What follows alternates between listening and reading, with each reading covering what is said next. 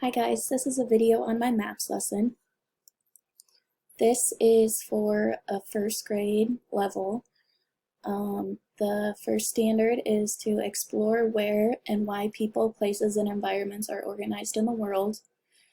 Standard 2 is create and use maps, and Standard 3 is identify the 4 cardinal directions. The learning goals are students will be able to identify important elements of maps, students will be able to identify the 4 cardinal virtues, and students will be able to create a map of a specific area. The materials you'll need for this lesson are grid paper, markers or crayons, the PowerPoint, and then the YouTube video. To begin, I will start with the bell ringer and just ask the students to discuss in their small groups what a map is and what a map is used for. After a few minutes, I'll bring them back together as a class and we'll discuss the questions as a group. For my procedure, we will discuss what the map is, identify the 4 cardinal directions, and practice with the cardinal directions. Then we'll identify important elements to include on a map, understand key vocabulary, and create a map of the classroom. So our key vocabulary only consists of 3 vocabulary terms. I just thought to keep it short for this lesson.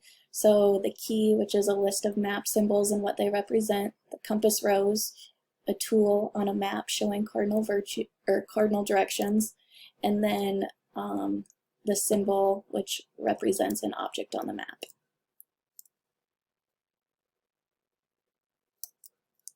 Next we will watch the video on the cardinal directions.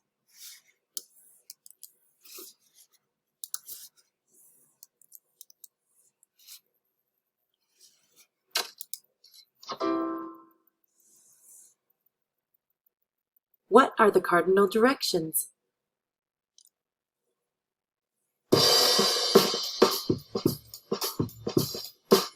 North, east, south, west, north, east, south, west.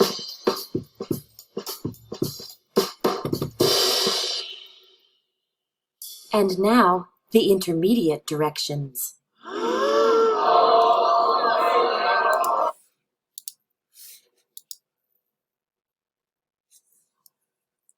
Next we'll do a short practice activity. This will be similar to the map that they're going to make.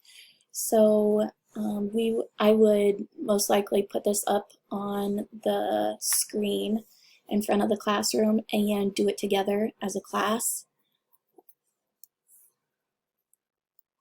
And then the group activity, I would break them down into smaller groups and they will each be given a grid paper.